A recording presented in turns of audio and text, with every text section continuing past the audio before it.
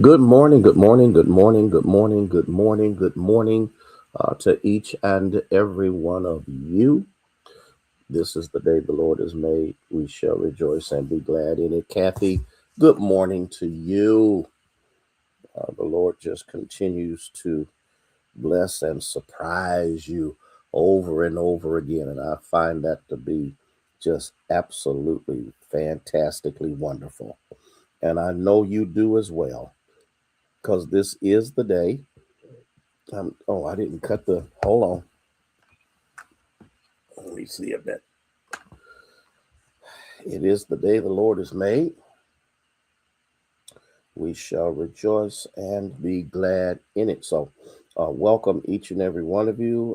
The time has changed. We are no longer on at 12 noon. We are on at 11 a.m.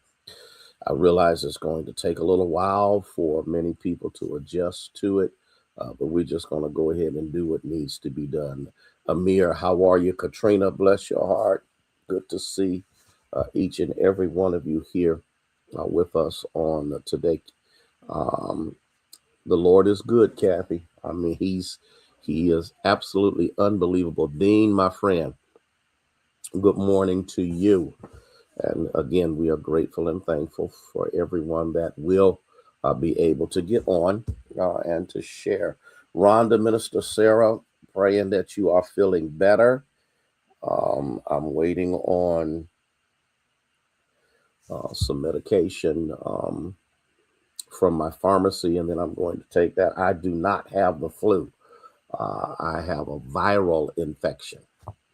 And so, with me having a compromised immune system by taking Tremfya, which is for my psoriasis, um, it should have been given to me according to my healthcare provider when I went to the urgent care. That's what should have taken place. Dr. Floetta, how are you? And because they did not do that, and there it is. It's just telling me that my prescriptions are ready. So I am grateful to God. So I'm going to be here for a little bit, then I'm going to leave. I'm going to go home. I got to get a vaporizer. I got to take this medication. I got to do what I got to do. Denise of the Friesen, how are you? How are you coming along? I have had every intention of visiting you and Carol. But with me having what I have and coughing and hacking and stuff, I just refuse to visit anybody and to make things worse. But we are thankful to God that things are as well as they are with you.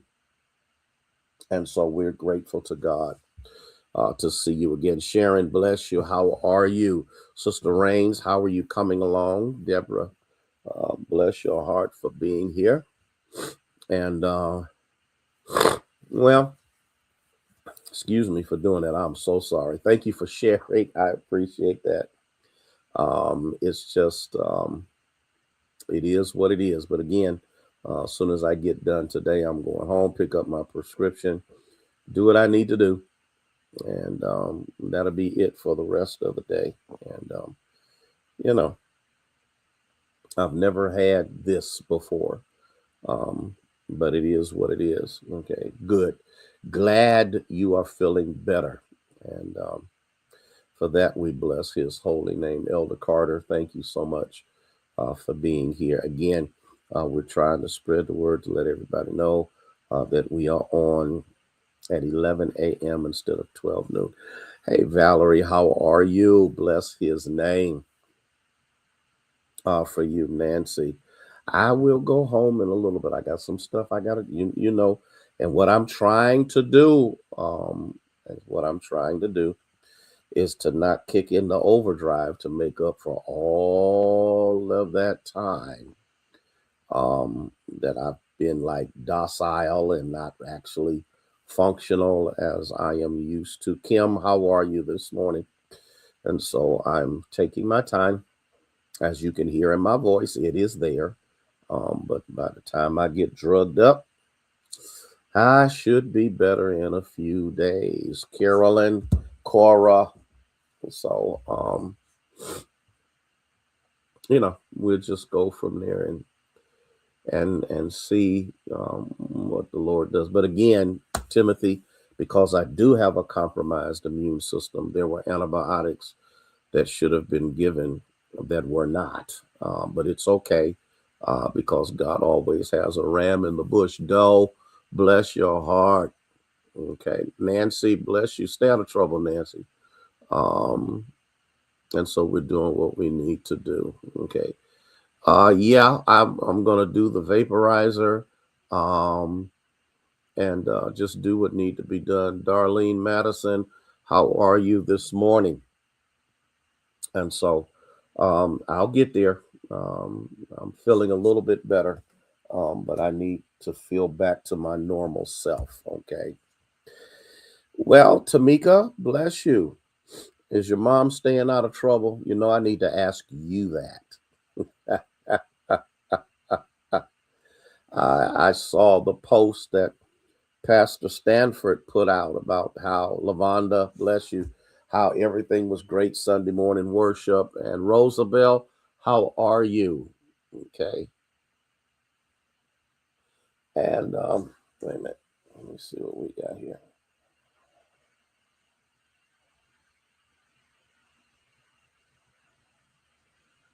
Thank you, James, that all is well. Um, and by the time he got home, he was sick as all get out, and he come to recognize that he just can't hug on everybody. Did that, Cora? Don't get me started about tomorrow. And the funny thing about it is, you know, everything was going wrong. I couldn't hear all of that stuff, but the Lord still prevailed. And that's one thing that I am grateful to God. That's why I'm trying to stay away from people, because that thing works two ways. Okay. Okay. Um, and you know, I just don't want to make sure that I pass something on. Okay. Ella May, dear, how are you? Keep an eye out on Cora.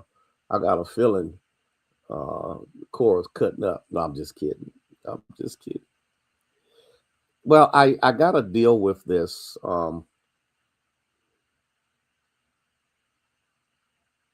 probably today and tomorrow. The problems that I see um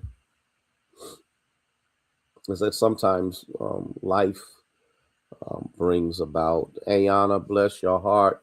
12 years, congratulations. I have to learn to have gratitude.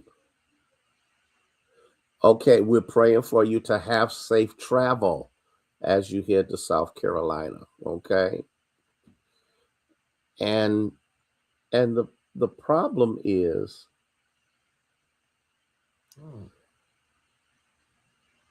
I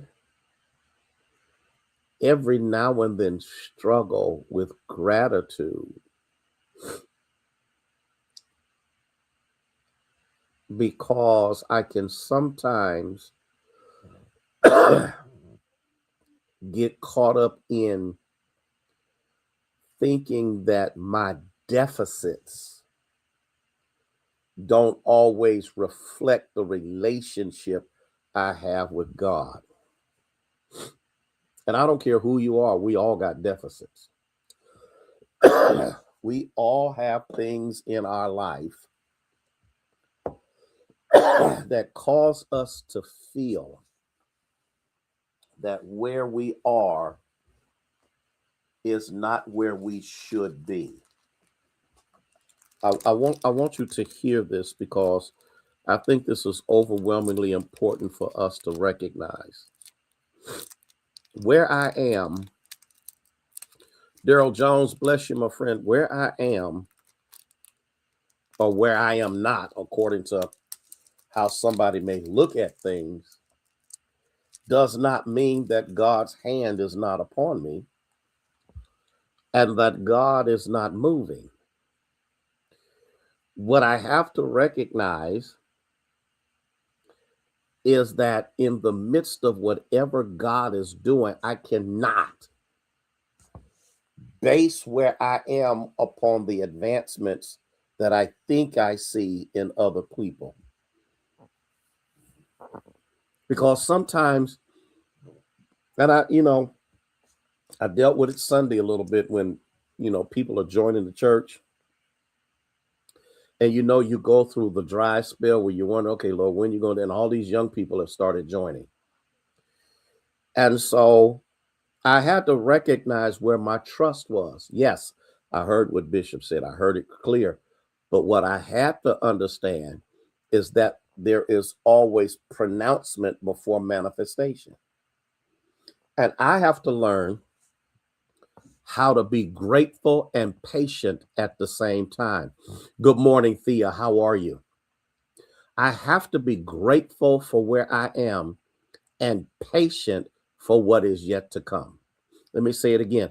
I have to be grateful for where I am and patient about what is yet to come. I have to be grateful where I am and patient about what's yet to come. Because my trust cannot be in my own capabilities or my own ingenuities or even the garnered relationships that I've developed. My trust has to be, hey, Ann, my trust has to be in the Lord. Jeremiah 17:7 says something that is overwhelmingly important. Blessed is the man who trusts in the Lord and whose trust is the Lord. Now, I want us to get this.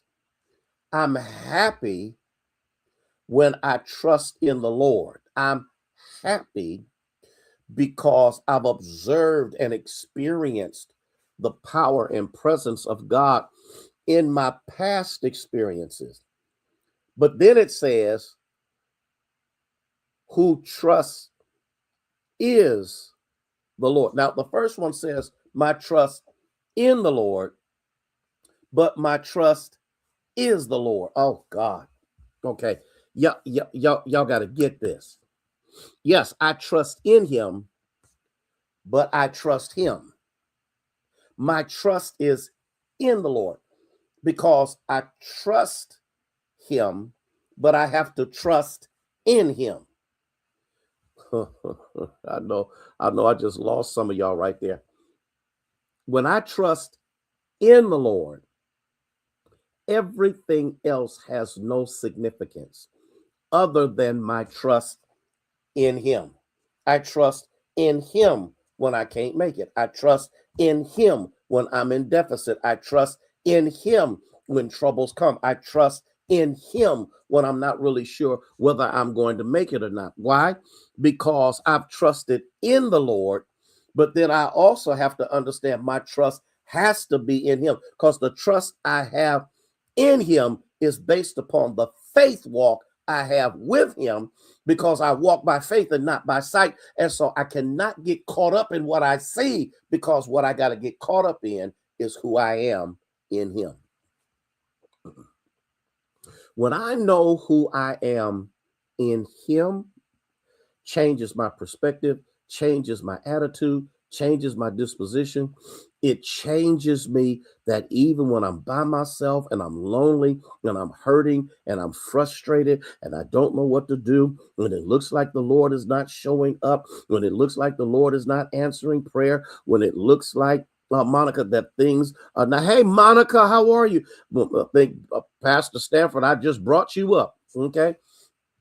You've got to recognize that in him I live, I move, and I have my being, which means what? Why am I putting so much emphasis on those that are just as defective as I am?